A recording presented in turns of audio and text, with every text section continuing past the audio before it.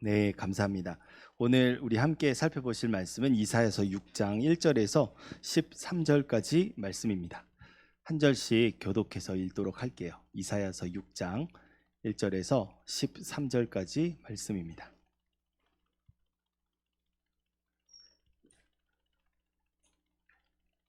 자, 제가 먼저 읽겠습니다. 오시야 왕이 죽던 해에 내가 본즉 주께서 높이 들린 보좌에 앉으셨는데 그의 옷자락은 성전에 가득하였고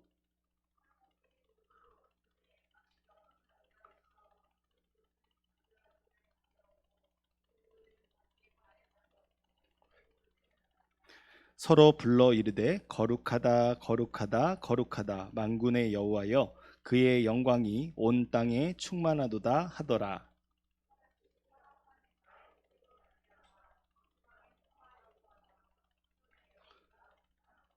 그때 내가 말하되 화로다 나여 망하게 되었도다. 나는 입술이 부정한 사람이요 나는 입술이 부정한 백성 중에 거주하면서 만군의 여호와이신 왕을 배웠음이로다 하였더라.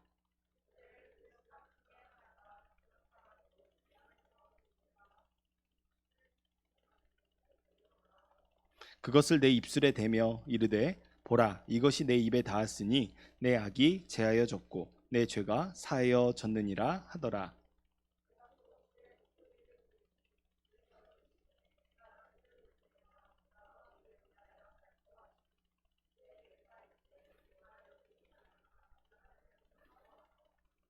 여호와께서 이르시되 가서 이 백성에게 이르기를 너희가 듣기는 들어도 깨닫지 못할 것이요 보기는 보아도 알지 못하리라 하여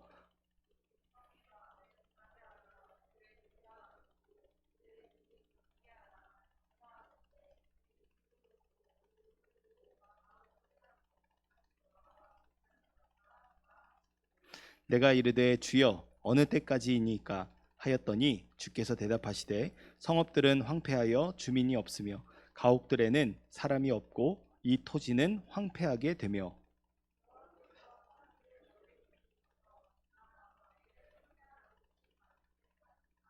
함께 읽을까요? 그 중에 10분의 1이 아직 남아 있을지라도 이것도 황폐하게 될 것이나 밤나무와 상수리 나무가 배임을 당하여도 그 그루터기는 남아 있는 것 같이 거룩한 씨가 이 땅에 그루터기니라 하시더라. 아멘. 자, 저는 오늘 성경 봉독만 하고요. 이 자리를 빛내주실 귀한 강사분을 여러분에게 소개해 드리겠습니다. 2022년에 고신대학교 신학과에 입학하신 우리 예비 전도사님 이희훈 전도사님 오늘 모시게 되었어요. 사실 이 자리는요 급조된 자리는 아니고요. 여러분이 기억하시겠지 모르겠지만 오늘이 우리 3분기 특별 예배입니다. 청년부. 1분기 예배를 드렸을 때 이 우리 예비 전도사님께서 성령에 충만하신 감동으로 저에게 찾아와서 이렇게 말씀하셨어요. 혹시 기회가 된다면 제가 한번 말씀을 전할 수 있을까요? 네. 그래서 그때부터 우리 예비 전도사님과 제가 서로의 생각을 나누고 서로 준비해 가면서 코치도 하고 여러 교정도 하면서 오늘에 이르게 되었습니다. 우리 예비 전도사님께서 첫 번째 자리라서 저도 첫 번째가 아련해요. 땀으로 샤워했던 기억이 선합니다. 근데 하나님께서 이 시간에 사람의 말을 전하시는 것이 아니라 성령의 감동하심을 받아서 오늘 우리에게 필요한 말씀을 전해 주실 때 예비 전도사님이 아니라 하나님의 대언자가 선포하는 말씀을 통해 우리 모두 함께 은혜 받고 은혜 충만하가 10월을 맞이하는 시간이 되었으면 좋겠습니다. 우리 강사님 모실까요? 박수로 한번 맞아주시기 바랍니다.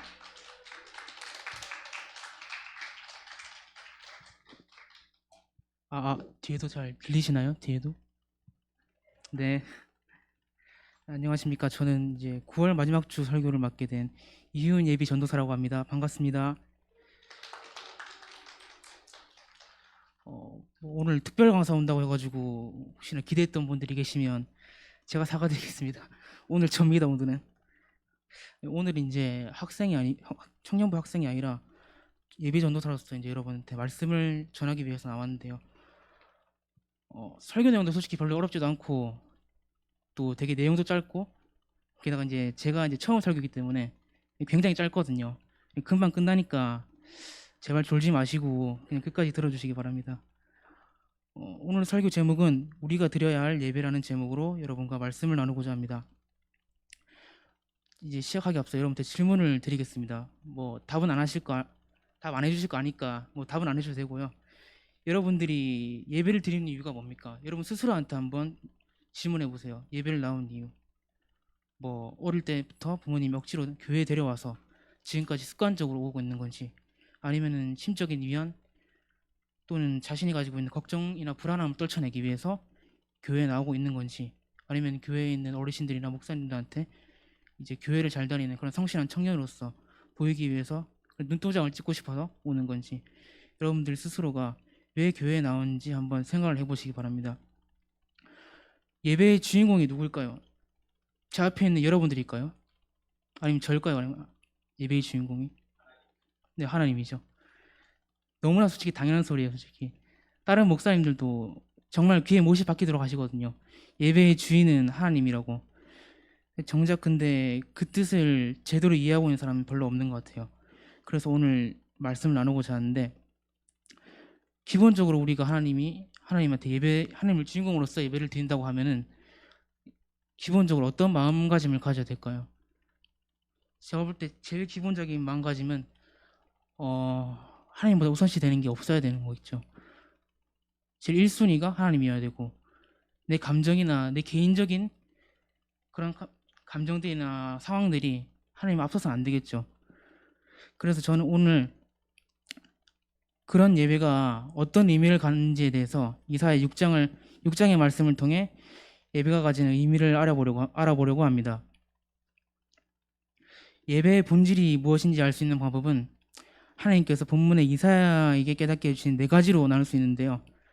첫 번째는 1절 말씀에 나왔듯이 이사야는 보좌에 앉으신 주님을 보았다고 나와 있습니다. 예전에 구약시대 때와는 다르게 지금 우리가 살고 있는 신약시대, 현재에서는 이사야처럼 이제 직접적으로 환상을 볼 가능성이 많이 떨어지죠. 만약 지금 와가지고 제가 뭐 예배 중에 하나님을 봤습니다, 천사를 봤습니다 하면은 보통 2가지로 얘기를 하더라고요. 뭐 사이비냐 물어보고, 아니면 그냥 병원 가보라고 하더라고요, 보니까 저한테. 그래서 지금 이 시대는 구약 시대와 다르기 때문에 저희가 그럼 어떻게 해야지 보이지 않는 하나님을 확신하면서 예배를 드릴 수 있을까요? 이제 이거에 관련된 내용이 에베소서 1장 17절부터 19절까지를 통해 알 수 있습니다. 우리 주 예수 그리스도의 하나님, 영광의 아버지께서 지혜와 계시의 영을 너희에게 주사 하나님을 알게 하시고 너희 마음의 눈을 밝히사 그의 부르심의 소망이 무엇이며 성도 안에서 그 기업의 영광과 풍성이 무엇이며 그의 힘의 위력으로 역사하심을 따라 믿는 우리에게 베푸신 능력의 지극히 크심이 어떠한 것을 너희로 알게 하시기를 구하노라.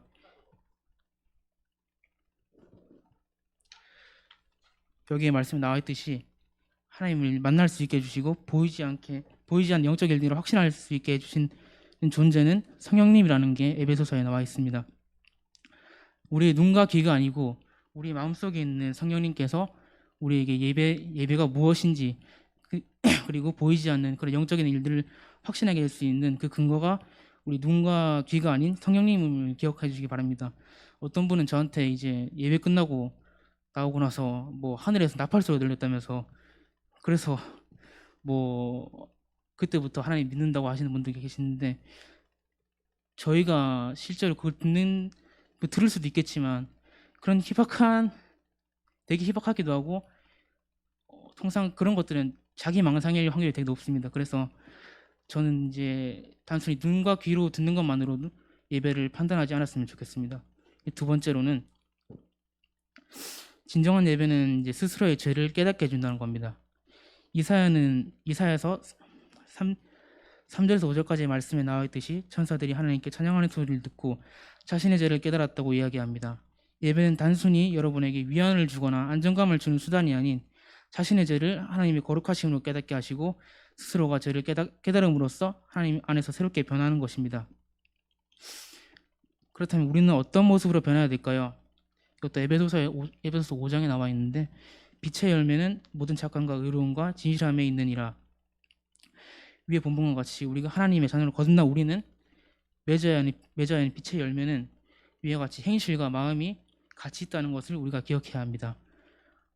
이제 저희 고신대학교에서도 이제 신학과나 기독교 교육학과 친구들이 이제 수요일 금요일마다 경건회를 해요. 그러니까 예배를 드리는데 일주일에 2번씩 지정자석이 있거든요. 그래서 제가 맨날 지정자석에 앉아서 예배를 드리는데 제 주위에 있는 친구들을 보면 찬양할 때 보면 진짜 성령님 임하신 듯이 진짜 열심히 불러요.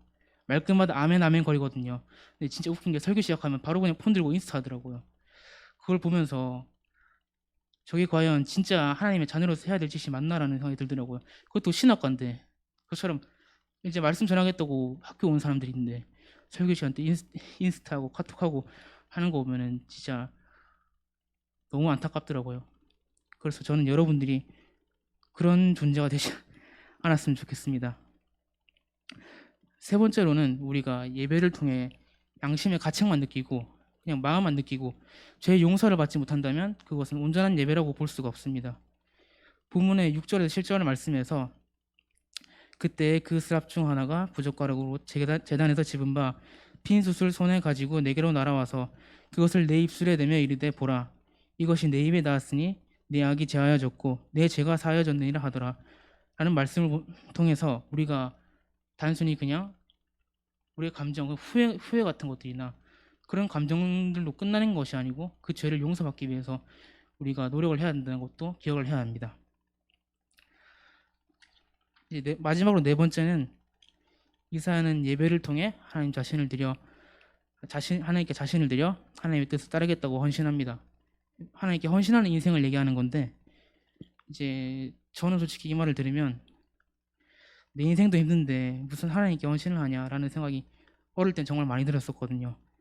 내 코가 석잔데 뭐 솔직히 하나님 믿는다 해서 별로 내 인생이 변한 것 같지도 않은데 하나님은 대체 나에게 뭘 해주셨길래 내가 그렇게까지 목숨을 다하면서 헌신해야 되는지 의문을 가질 수가 있습니다. 근데 그럴 때마다 기억해야 되는 게 우리는 이미 은혜를 받았습니다. 받을 예정이 아니고 이미 받았어요. 그게 기독교와 다른 종교들의 가장 큰 차이점이거든요. 이제 보통 차이점이 뭐냐고 물어보면 타 종교들은 테이크 앤 기브예요. 우리가 먼저 뭔가를 바치면 그 신정이 존재한테 뭔가를 받아요. 우리가 소원을 빌듯이 그런 형식인데 유일하게 기독교는 교리가 좀 다릅니다. 반대예요. 기브 앤 테이크. 이미 받았고 우리가 그거에 화답하는 그런 교리 형식을 띠고 있어서 정말 큰 차이점이에요. 다른 종교하고. 우리는 이미 은혜를 받을 존재가 아니고 이미 받은 존재라고 가르치는 기독교 교리로서 여러분들이 나는 왜 은혜가 없지? 이런 생각을 하기보단 이미 은혜를 받았고 그 은혜가 무엇인지 찾기를 바랍니다. 이래도 뭐라는지 이해가 안 되실 것 같아서 제가 이야기 하나를 들고 왔거든요. 이소무화 중에 하나인 여호와 신포도라는 이야기를 가져왔는데요. 배고픈 여우 한 마리가 먹을 것을 찾아 돌아다니다가 포도밭을 발견해 그곳으로 내려오게 된 겁니다. 근데 문제는 그 포도를 따먹기에는 너무 높은 곳에 달려 있어요. 그래서 점프를 하거나 나무를 이제 기어오르려고 할 때마다 미끄러지고 닿지가 않습니다. 그래서 여우가 얘기합니다. 어차피 저 포도는 신포도라서 맛이 없을 거야.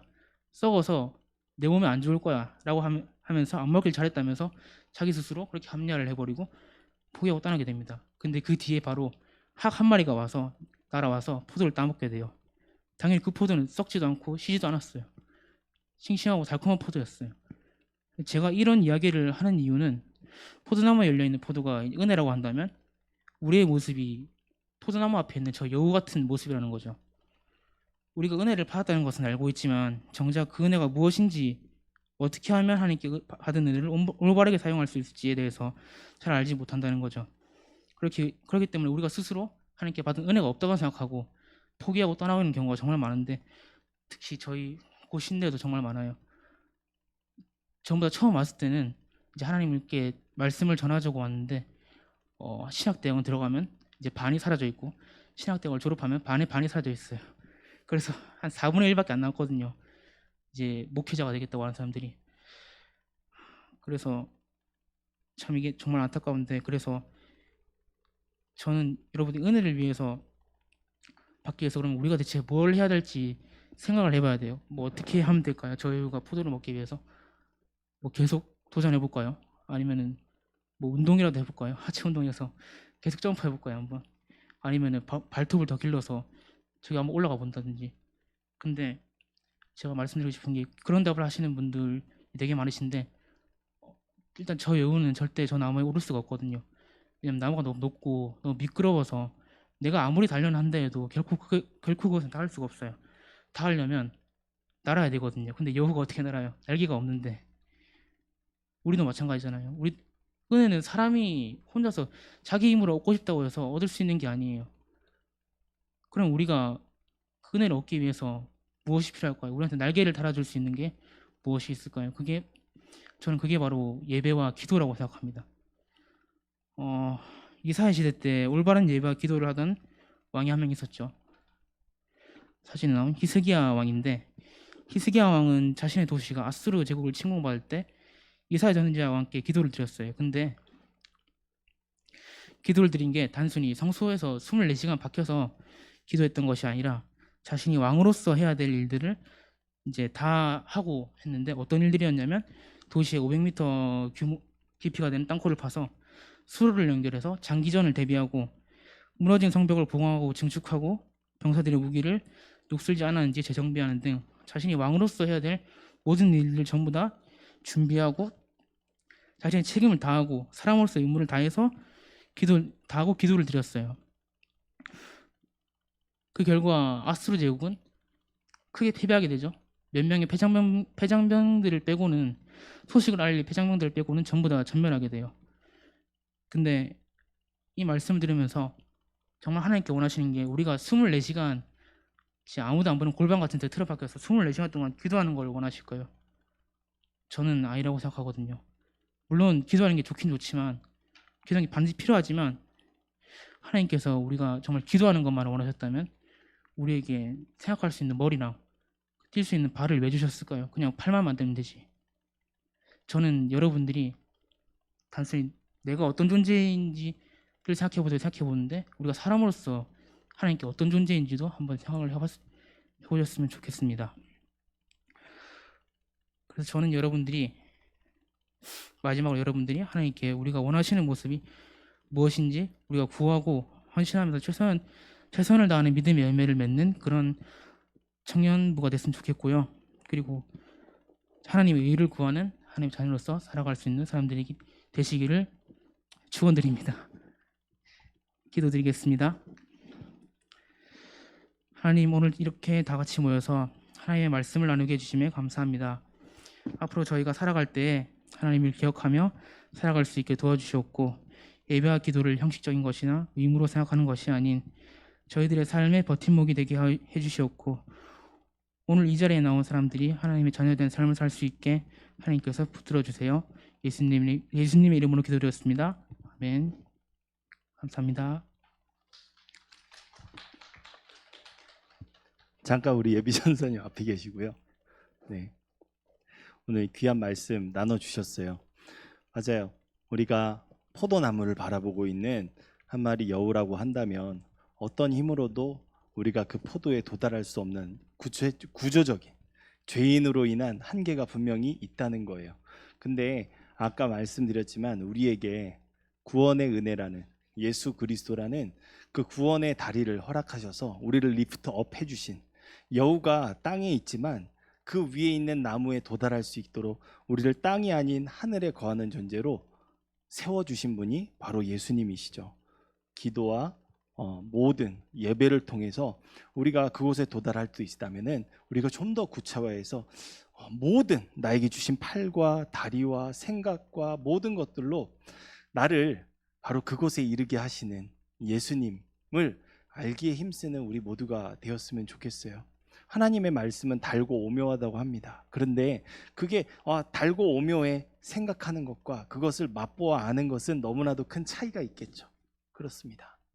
우리 이 전사님을 통해서 듣게 된 말씀으로 예수님을 갈망하는 마음이 더 깊어지고 그 마음으로 예배하기를 힘쓰며 그 마음으로 삶의 예배를 지속해 나아가는 청년들 되기를 원합니다.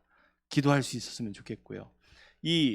비록 처음 예배를 드리고 처음 말씀을 전하는 부족한 종일지 모르겠으나 그 하늘에 달려있는 포도나무에 귀하고 복된 그 오묘한 맛을 전하기에 부족함 없는 주님의 종으로 세워주시도록 이 두 부분을 놓고 우리가 함께 기도했으면 좋겠어요.